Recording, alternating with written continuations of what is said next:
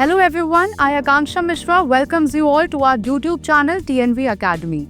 In today's in-depth session, we will explore a critical aspect of ISO 20681, coordinate systems. Whether you are an engineer, project manager, system designer, or just someone fascinated by space systems, this video will give you an expert-level understanding of how ISO 20681 defines and manages coordinate systems in space projects. So grab your notes and let's dive deep into the structured universe of spatial references and positioning standards as defined by ISO 20681. Understanding the basics. Let's begin with the basics. A coordinate system is a standardized method to define the position of an object in space using a set of values or coordinates. In the context of aerospace and space projects, these systems are critical for navigation, control, integration, and communication. ISO 20681 is a space system standard that helps align various elements of a project using standardized terminologies, procedures, and definitions, including coordinate systems. The standard emphasizes clarity and consistency in the use of coordinate systems to avoid misinterpretations during spacecraft design, testing, and operations. Types of coordinate systems in ISO 20681. Now let's look at the types of coordinate systems defined in ISO 20681. These include inertial coordinate systems. These are fixed in space and do not rotate with the Earth. They are used when modeling orbital mechanics. Earth-centered, Earth-fixed, that is ECEF.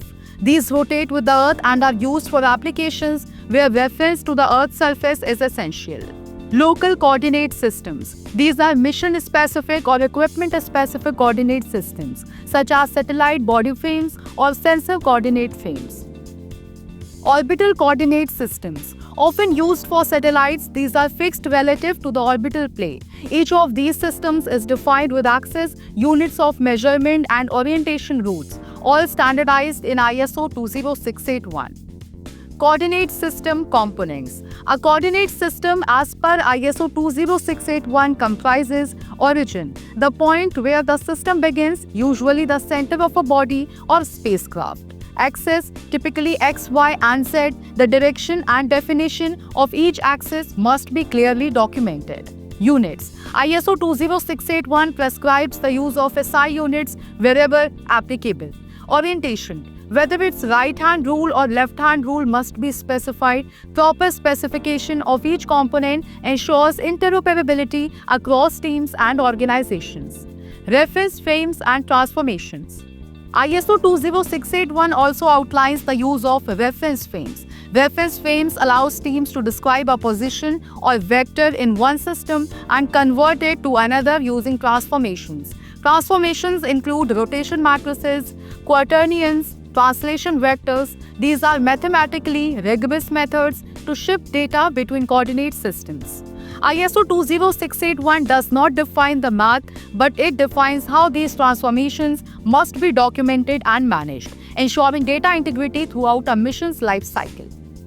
Application in space projects. Let's now talk about real-world applications of these coordinate systems.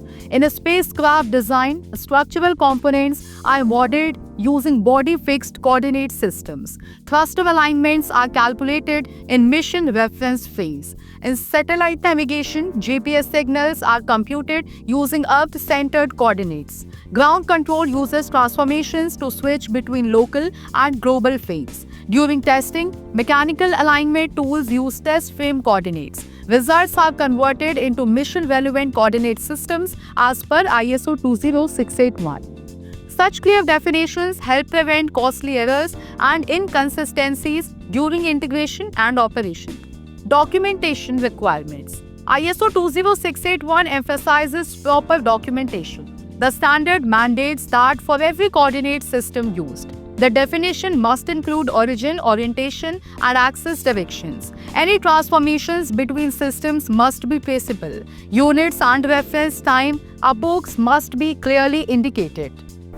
Units and reference time epochs must be clearly indicated. The standard even prescribes metadata fields like coordinate system name, description, and responsible organization to ensure traceability. This ensures that even after years, data can be reinterpreted accurately.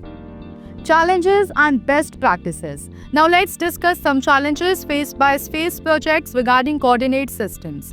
Miscommunication between international teams using different conventions. Ambiguous origin points, especially in modular spacecraft. Incorrect transformations due to software mismatches. To mitigate these, ISO 20681 recommends using standard naming conventions, centralizing coordinate system definitions in mission documentation, using verification tools to test coordinate alignment during hardware integration.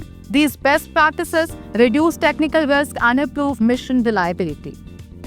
Coordinate systems in a multi-agency environment. What happens when multiple organizations collaborate on a mission? ISO 20681 provides a framework for harmonization. It mandates early agreement on coordinate definitions, clear version control for coordinate system updates, a shared repository for reference frames and transformations. This ensures everyone, whether it is NASA, ESA, ISRO, or JAXA, speaks the same spatial language, reducing integration friction.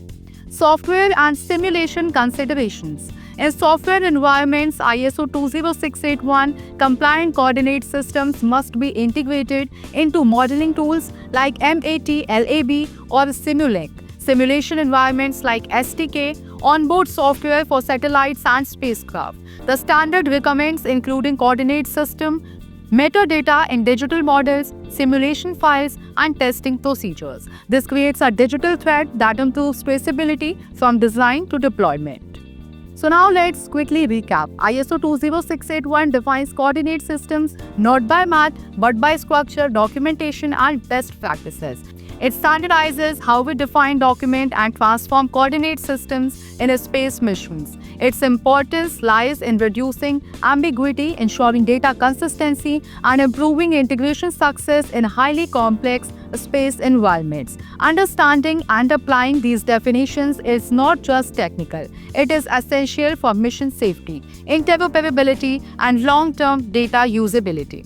If you found this session informative, please like, share, and subscribe to TNV Academy. Comment below with any questions or topics you would like us to cover in future ISO 20681 or aerospace standard videos. And remember, in space, precision matters, and coordinate systems defined the ISO 20681 way are the foundation of that precision. Thank you for watching and see you in the next episode.